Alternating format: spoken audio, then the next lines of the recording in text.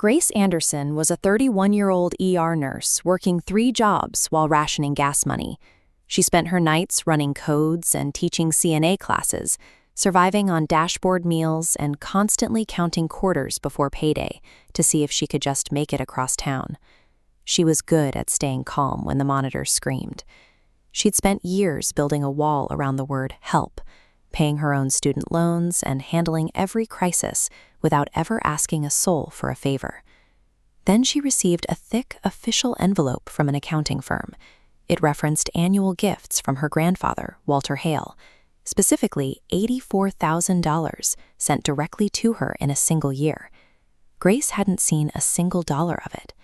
A nurse reads charts for a living, and this letter was not ambiguous. On paper, someone was sending her 3 times what she earned in the emergency room. In reality, she was drowning.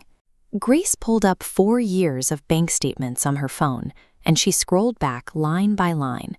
There were no deposits from her grandfather, no partial payments. The money was being sent, but it was never reaching her account. The truth was hidden on her mother's laptop. $7,000 entered her mother's checking account on the 1st of every month, and within 24 hours, it was transferred out to an account ending in the same 4 digits as her sister's. This presented a major legal obstacle. Banks simply do not release financial records to third parties. Grace could see the transfers, but she had no legal right to demand the official documentation needed to prove the theft. Her mother also controlled the physical access. She acted as a constant switchboard for the grandfather, answering his phone, screening his mail, and steering him away at dimmers to prevent a private conversation. Grace was now facing a clinical problem. She could see the crime on a screen, but the single person who committed it controlled both the legal records and the vulnerable victim's access to the truth. To understand the machinery of the theft, Grace consulted a legal aid clinic and a forensic accountant. They began mapping out exactly how $250,000 could vanish without the bank ever noticing. The front of the check showed his legal intent, processing smoothly. The crime lived on the back. A forged signature deposited checks via mobile capture into the sister's account. Privacy protocols meant only the original payer, her grandfather, could force the bank to reveal those images. To get the proof, Grace had to reach him. She needed to bypass her mother's papekeeping and get a signature from the only man who could authorize the bank to reveal the signatures. Grace bypassed the screened phone calls by hand-delivering a note to her grandfather's mailbox. 3 days later, he called her from a friend's phone, and they met secretly at a diner to finally speak without a witness. When Grace showed him a canceled check, he flipped it over and saw a signature that wasn't hers.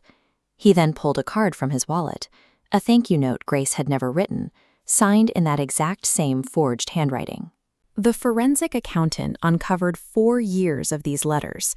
Someone had been writing to the grandfather as Grace, updating him on a life she wasn't living and asking him to increase the monthly payments to $7,000 for nursing certifications she never enrolled in.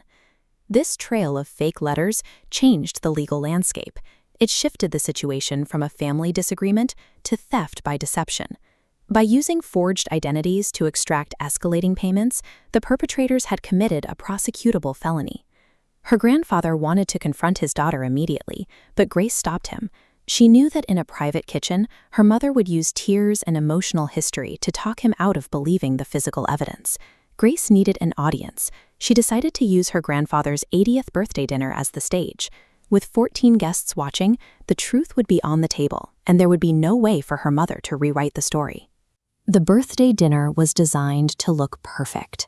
Candles, roses, and expensive wine, all paid for with the stolen money. The mother and sister played the roles of perfect hosts, unaware they were sitting inside a trap Grace had spent weeks building. During the toasts, her grandfather stood up. He looked at Grace and asked the question he'd been coached to ask for 4 years.